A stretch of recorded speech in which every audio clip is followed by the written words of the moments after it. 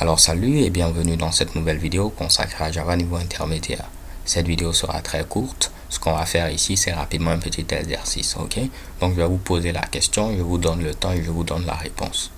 Donc là, vous avez vu que dans la vidéo précédente, lorsqu'on tentait de fermer ici notre buffer reader, on pouvait avoir une exception de type IOException qui était levée.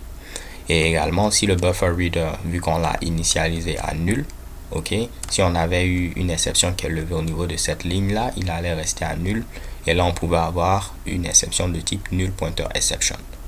Bon, ce que je veux, c'est que vous puissiez enlever cette ligne là et faire en sorte que le code puisse maintenant ici ne plus lever une exception de type null pointer exception. Donc j'ai enlevé. Si je modifie pour mettre le nom d'un fichier qui n'existe pas, je lance l'exécution de ce code. Vous voyez, à ce niveau là, on a notre null pointer exception.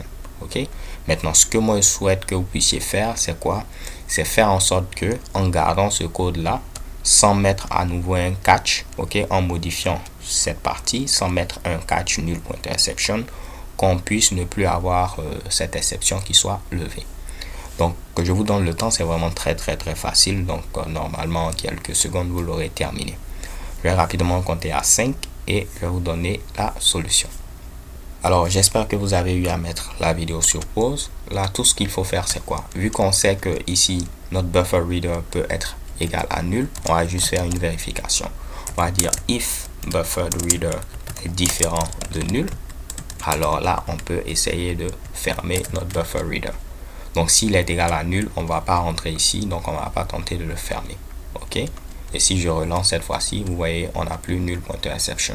On a tout simplement ici ce truc là qui dit que le fichier n'a pas été trouvé parce que bel et bien ce fichier n'existe pas. Par contre, si je mets ici test plutôt .txt, cela fonctionne à la perfection. Donc vous allez voir d'autres personnes qui préfèrent écrire ceci en lieu de mettre ici le catch null pointer exception. Ok, moi je vais revenir à ce qu'on avait précédemment. Je trouve cela un peu plus élégant, mais libre à vous de choisir ce qui vous convient. Là, j'ai juste tenté de vous le montrer parce que vous allez voir d'autres personnes qui préfèrent le faire. So thanks for watching. Rendez-vous est donné à une prochaine vidéo. Peace.